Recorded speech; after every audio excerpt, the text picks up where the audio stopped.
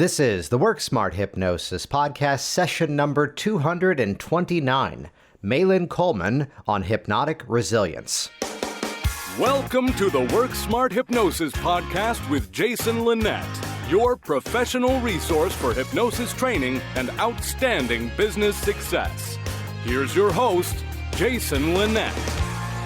Resilience is an incredible theme in the hypnotic profession these days, whether it's resilience in terms of the changes we're helping our clients to facilitate in their own lives, or even resilience towards ourselves, because many of us perhaps got into this art form of hypnosis, this craft, this profession, because there was something that we wanted to fix within ourselves, or even resilience as the business owner, because it's where, well, the times are always changing, and it's where I'm so honored to spend this conversation here with Mailin Colman, who's the current president of the Australian Hypnotherapist Association, having this conversation, this one launching about a month before the 70th anniversary Australian Hypnotherapist Association World Conference happening in September 2019 in Brisbane, Australia. You're going to hear an incredible conversation and something really to take note of, someone who was getting that first introduction to hypnosis and hypnotherapy in a rather roundabout way, and then from there developing that passion, going after that education,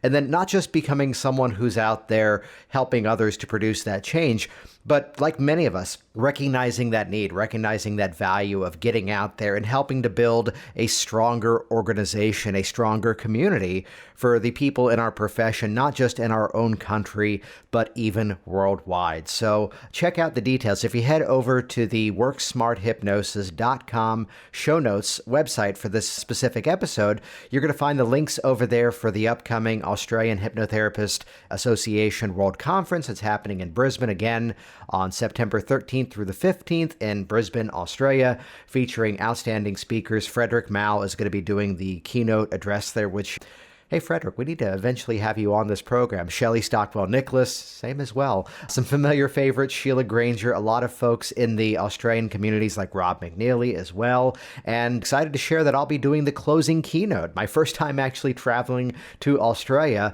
I'll be doing the closing keynote at this conference, simply titled Unstoppable Confidence, Resilience for the Hypnotic Professional, sharing some insights and sharing some strategies in terms of how it is that we grow within ourselves and our professions, and the techniques and the principles we use to even drive our businesses. So honored to have received that invite to give the closing keynote at that convention, that conference. Looking forward to meeting everybody and inviting you to join us there as well. And I'll link over in the show notes information about Mailin, information about this conference, plus stick around one extra day because thanks to Lance Baker, we're putting together a one-day special training event, Hypnotic Results That Stick. You can find the details of that over at worksmarthypnosis.com/Brisbane 2019. I'll be sharing some principles of hypnotic phenomenon and specifically and strategically how these same hypnotic principles apply over to the applications of growing your business as well. That's happening on the Monday,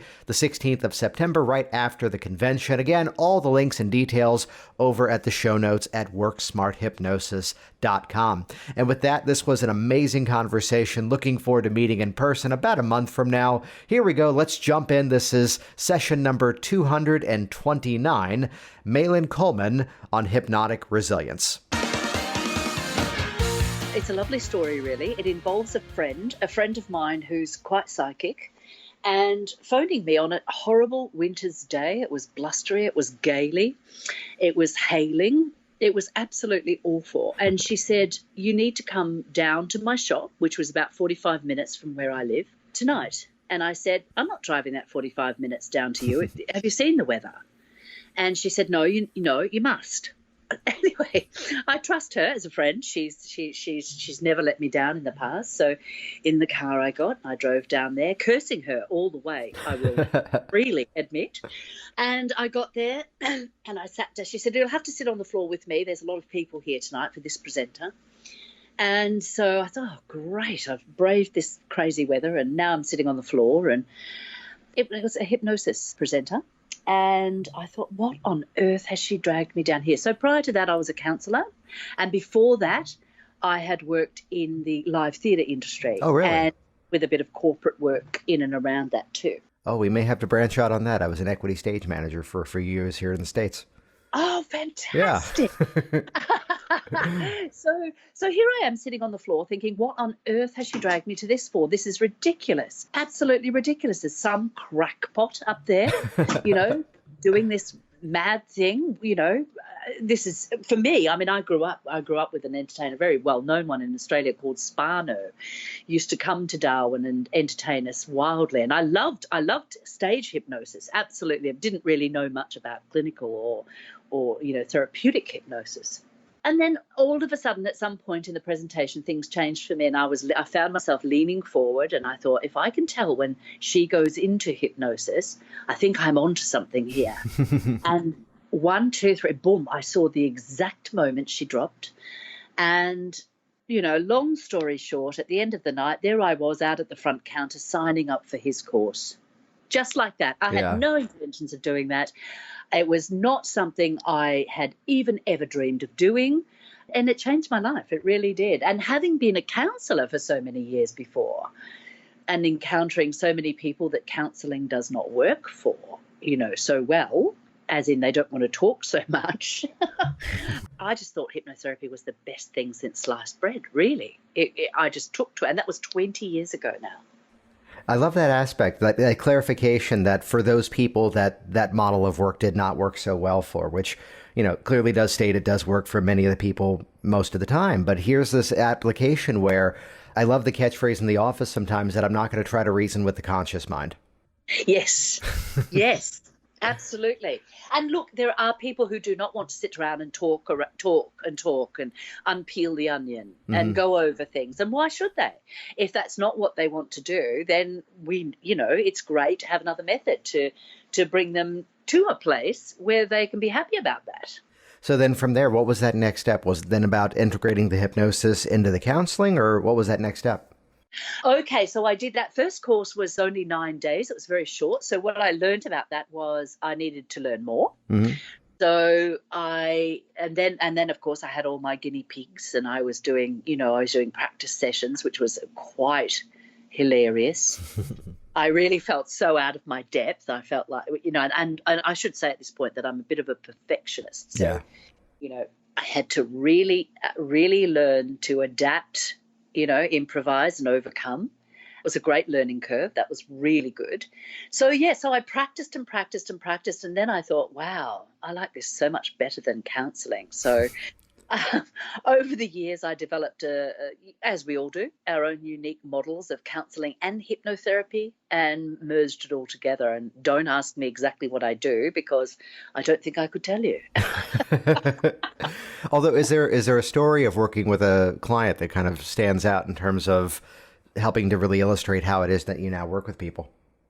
Oh, gosh, Jason, now you're putting me on the spot. There's probably several of those stories.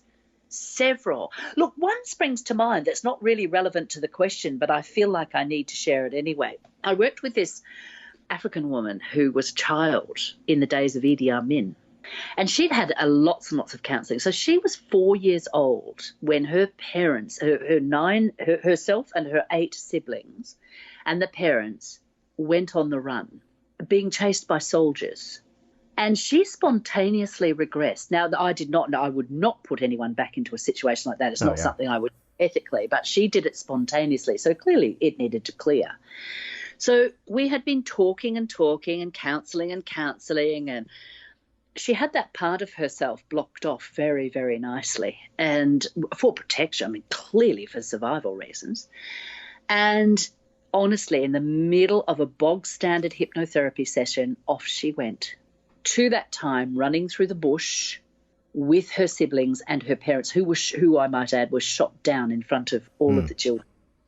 And then they had to survive out there in the wilds for some time, eating grass and whatever they could get their hands on, really. Anyway, this spontaneous regression blew my mind. All of the things we'd been trying to get to through counselling, bang, they were right there. And look, it's fair to say too, that was fairly early days. I think I'd probably only been doing it 4 or 5 years. I panicked. I have to be honest about that. I panicked. So, I first of all did the thing, are you okay to continue? Shall we, stop this? No, no, no, no, no. She wanted to keep going. And I sat there an absolutely riveted, quivering wreck while she processed this whole thing. It was profound. And do you know what? She never looked back after that. She came out of it and she went, whoa, who knew that was there? So again, some more counselling and then some more clearing with hypnotherapy. And, we worked together for another few weeks after that. And that woman went on to write many books about her survival. So that's probably one of my most profound. Yeah, and I love that aspect of that spontaneous moment. I briefly have to share one of my first professional sessions had a similar thing, and she suddenly is now speaking in German. Which was not necessarily as magical as it sounds, because she was still fluent in German. I mean, she survived a crash landing flying from Germany to New York City, and that's part of where I guess the fear of flying came from.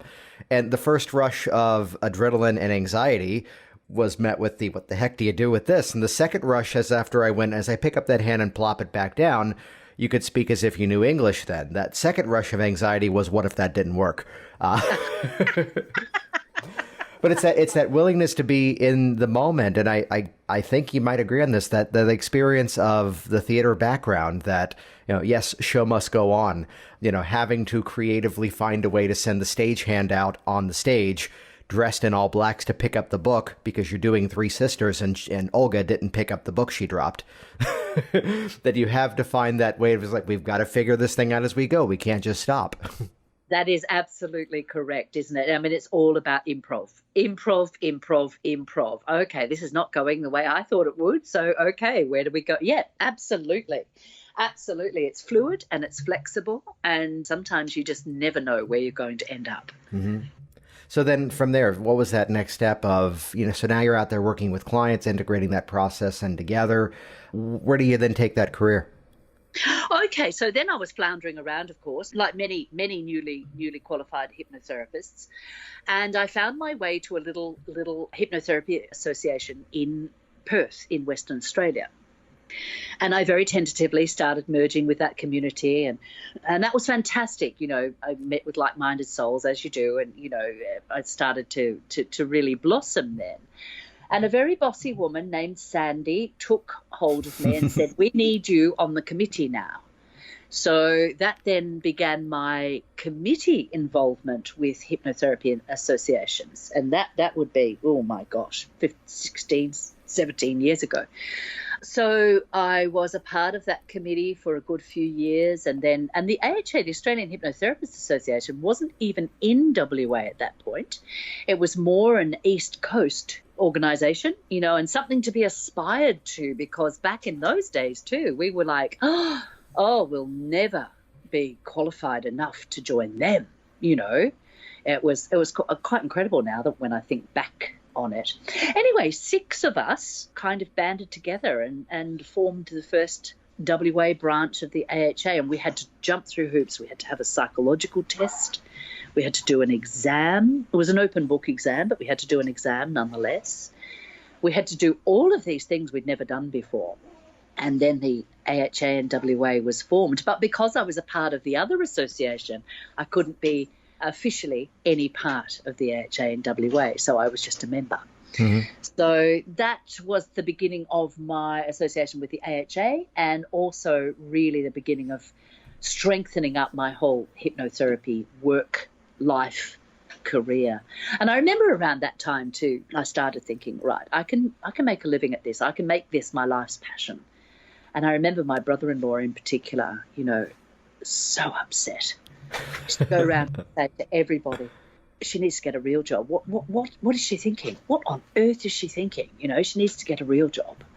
And, like many of us in this industry, people thought I was mental, really, really, really, not right to pursue this. But I remember one of the happiest moments of my life was about 5 years later when I overheard my brother-in-law. He never, ever told me directly to my face, but I overheard him telling somebody else, well, look at her. We all thought she was nuts, but look at her. She's done it. So yes, so I worked part-time for many years, like so many of us do, and then took the big plunge and jumped in head first, and bit by bit by bit by bit. But my passion is to see hypnotherapy progress in Australia. It's still looked at in ways that I would prefer it not be. A little bit out there, a little bit last resort. The mainstream kind of shun it, although that is changing. It is changing, but not as quickly as I would like. Right? Yeah, we find ourselves at a great renaissance of it, where and it's interesting as I've spoken at events in different countries, where here in the States we have perhaps the benefit that there's a lot of stage hypnotists working with high schools, and a lot of these kids are interacting with it still. And because of that, as they're now into their adulthood, they're aware of it. Or even just different things in media that, as much as there may be, let's call it out, negative depictions in various movies or television shows, my phone still rings and people go, "Hey, I saw that movie Get Out. I know it's not exactly that, but can you help me with this?" And they're logical enough they can make that association. Speaking over in the UK last year, where there's not that school aspect of it, yet still it's definitely growing. If you had to kind of characterize it in Australia, how would you describe that? Look, definitely the interest is growing. There's no two ways about it. What I have really particularly noticed in the last couple of years is as an association, we have had so many more doctors, psychologists, psychiatrists, and even more importantly, anaesthetists coming on board with the association. So every time I have a chat with an anaesthetist, it makes my day because they really beginning to embrace it. So yes, look, we are getting there, and I think in the last couple of years we've taken a great big jump forward. As you said yourself, the movies and the television shows, it doesn't matter how outlandish they are, it sparks off that interest in a person who will then make that contact. And, I think we all experience that. So that's really good. It's a very interesting development. I mean, I think the frustration in Australia for us is that, so the veterans, for example, the medical assistance is still so mainstream. It's like, yes, you can have hypnotherapy, but only with a qualified psychologist or psychiatrist. You can't have hypnotherapy. It's no, it's not mainstream enough. We have to keep it mainstream. So that's a battle we're fighting. Mm-hmm. Although it's interesting that, part of the Dave Ellman legacy, where he was the non-medical person in the front of the room training a collection of doctors, this class that I just had. And I say this without any traces of an us versus them inside of it. It's instead, here's this useful tool that in that application, here's one way to use it. And even here's I had 3 doctors in that last class, 4 counselors, and the joke being, according to some in the industry, I'm not qualified to teach you. Exactly. So let's begin class, which I'm very clearly at times, though, referring out to even previous students or even just folks I know in the area that here's someone, she is a doctor of psychology who happens to do hypnosis. And I'll call it out first to go, you're using terminology I'm not familiar with, and I think you're going to be more comfortable working with this specific person. Here's their information. So it's, and at times even where she's referring to me because, as she puts it, I don't have the interest in talking to people to quit smoking. I really want them to quit, but that's not my specialty. I'm going to send those people to you. So to look at it as that symbiotic relationship. Absolutely. And more of that is happening, which is really good to see. Absolutely brilliant to see. I have a couple of doctors. I live in a very small town. It's smack in the middle of Australia, Alice Springs, in the desert. And I have a few doctors there who are exactly the same thing. I want my patients to give up smoking, so Mailin's the only one in town. Off they go. It's a great relationship, and it's a great relationship to foster. I meet with the local bunch of psychologists fairly regularly. I know most of them, so we have to work together. We have to, and begin more understanding and more cooperation, more of everything, really. So then the state of the AHA, the Australian Hypnotherapist Association, what's kind of the history? Because I know that is around here, actually around the world, one of the oldest hypnosis organizations that's out there. It certainly is. And in keeping with what we've just been discussing, when they formed in 1949, it was by a group of therapists who'd already been in practice individually for years. Now, back in those days, it was all but illegal to do so unless you were a psychologist, a doctor, or a dentist. So they were truly, truly groundbreakers, pioneers of the industry. And we do have our Hall of Fame, specifically for those people. So basically, they got together in 1949. They formed at the association in 1958 or 1956, 1958. And then they opened it to doctors, dentists, social workers, psychologists, anyone who was a member of what was then called the guidance branch of the education department. So that also included marriage guidance counsellors and, the psychs in private practice.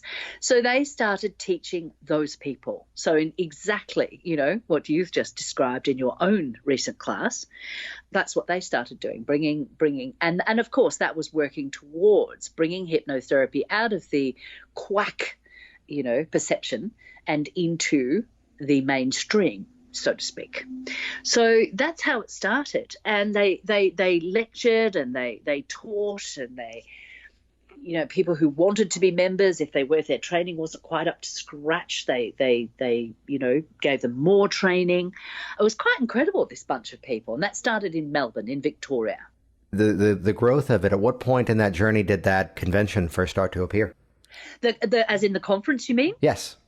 Look, quite a long, long time. I think the first conference, now you're stretching my memory here, I think. And exact dates, please. And no. I think it might have been in the 90s, actually. Yeah. I think it might have been the late 90s. Do you know what? I really can't even answer that question. I know that there was one, the first huge one was in 2009. But there were smaller ones. Now, you've got to also remember, too, back in those days, those very early days, people didn't travel around Australia nearly as much as they do now. Airfares were prohibitive, absolutely prohibitive. So things tended to be very local. So, yeah, I would say probably 2009 was the first, what we could term a world conference. Mm-hmm. Yeah. Yes. And then we had one in 2004. We do them every 5 years. And the reason we do them every 5 years is because the AHA is mostly a volunteer organisation. Yes. And, very few of us have the time or the space to do this every year. As you know, it's a huge task. Absolutely. So then the shape of the speakers, or what kind of backgrounds do they often come from? Oh, the speakers at the conference? Yes. Oh, gosh, how long's a piece of string, Jason? How long is a piece? Basically, we choose a theme for that conference, and then, of course, we put out the call for abstracts, and then anything that, strikes our fancy, basically, and go, wow, okay, this is a little bit of a different take on that. This is good.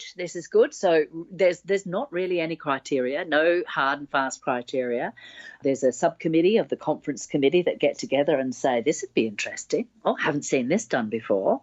This is a new concept. So, yeah, it's pretty hit and miss, really. There's no great scientific, process behind the choosing. Do they tend to be people, let's use the old terminology, which may have been negative at one point, of the lay hypnotist, the medical hypnotist? What tends to be that background? All in everything. I love it, yeah. All in everything. So this one coming up, for instance, we've got some old stalwarts of the industry, Rob McNeely, for instance, he did training with Erickson himself. So, he's been around for forever and a day. So, yeah, we've got a nice combination of, there's a couple of psychologists presenting. There's people who've been around for donkey's years. There's newer people. There's people with a different take, so a fertility specialist, a medical fertility specialist is presenting about resilience with fertility issues. So, yeah, again, no hard and fast rules. It's just whatever appeals. Yeah, and that theme this year, the 2019 World Conference of Resilience, Bend or Break. Yes. What's kind of the thought behind that? Well, that's the big buzzword around the world with so much, is and not just in business. I know you're coming from a business perspective, but, the world is so uncertain that don't start me on that. No. Everything's clearly going well right now. But it has become a real theme, with a generational theme where resilience is maybe something that the entire world needs to work on. How do we flow with this? So I think, I'm trying to be very careful here. I'm sure you can pick that up. The younger generations are not resilient, in so many different ways. And then you've got the older generations that are going, you should be this and you should, well, maybe that's not right either, So it's, resilience has a whole different look to it. What is resilience? Well, I mean, yeah, there's something beautiful about there's multiple sides to that. I mean, first of all, on a business perspective, to look at, markets are going to change where people decide to spend their time, their energy, and even their money is going to change. And it's that willingness to kind of meet people where they are and where their needs are that I kind of first started seeing clients professionally kind of at the height of, here in the US, the mortgage crisis, when all of the money was on fire in this country. And it became this kind of cool moment of suddenly realizing, like, here I am in my first year of being a hypnotist. And almost the majority of clients I was seeing were test anxiety people who were adults who were having to pass an exam so they could be licensed now to do the job they had already been doing for going on 30 years. And that's something that specific need is now, it's almost 10 years later, and it's kind of moved on to something else. So, and very clearly people weren't spending money on other issues, but that was one specific category that by dumb luck, my office was next door to the testing site. So that helped. But then too, looking at, I hear this dialogue so often, which I may go off on my own soapbox here, that at various events or even workshops, even online, about how do you see clients and not take on their problems? How do you take on and not take on that negative energy? And for me, it's that mindset that if that's a concern, you're connecting with the wrong part of that client. If we are meant to be that results-oriented approach, let's connect with them as the result, bring them along for the ride. And with that mindset, I can leave the office after a full day of sessions with the same energy I walked in with. Because now, no matter the challenging issue, everything becomes good to great. That is such a valid point too. My favorite phrase with that is compassionate detachment. Nice, yeah. You have to have compassionate detachment. Yes, you care, but yes, you have to walk out of that office without lying awake all night thinking about their problems. You won't last 5 minutes if you're going to go down that road. And it's not in your best interest. It's not in your family's interest. It's not in anyone's best interests to do that. So that's a very, very strong side of resilience. And I see so many people burn out so quickly because they don't know how to develop that compassionate detachment. That's a great way of phrasing that. Yeah, it's a very, very valid thing.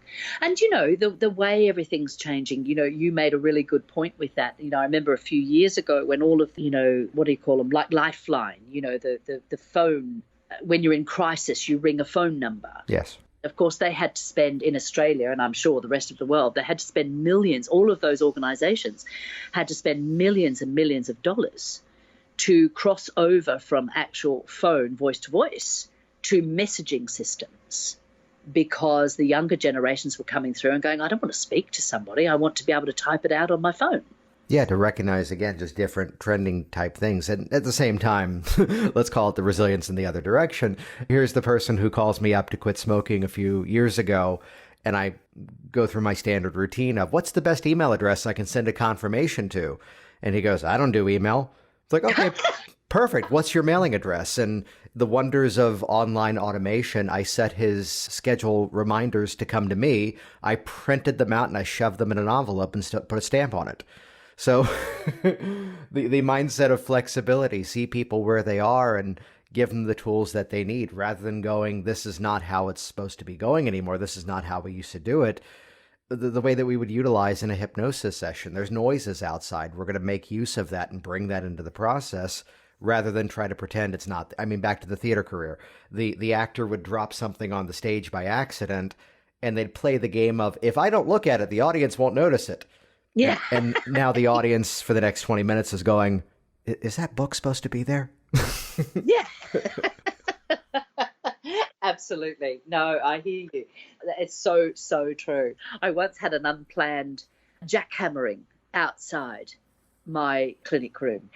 And, the counsellor's supposed to warn you about things like that. But I don't know. The letter didn't arrive. I didn't see it. I don't know what happened. But mid-session, here's this jackhammering starting up. And so, of course, as you say, right, okay, let's just adapt and improvise here. Let's go in and say, and that jackhammer is exactly what your subconscious mind is doing right now. So, and the more you become aware of that jackhammer, the deeper and deeper you go, and the more profound the results. And it goes so well, you want to record the sound effect of the jackhammer and start playing it in every session, right? So true, so true. So I know this is coming out almost exactly 1 month before the Australian Hypnotherapist Association 2019 World Conference. For those that are not yet signed up for that, share with us a little bit more about what they can look forward to at that event. Okay. Well, welcome drinks on Friday, a good networking opportunity. Then 2 full days of presenters. I think we have 23 presenters all up over 2-day period in Brisbane, 13th to the 15th of September 2019. Beautiful, sunny Brisbane. We have a gala dinner on Saturday night at a lovely restaurant that gives you a beautiful view of Brisbane. But ultimately, it's just a wonderful networking event. So you can learn a lot. You can meet a lot of national and international hypnotherapists. I love these weekends. I come home absolutely exhausted after them, but I think everybody gets so much out of them.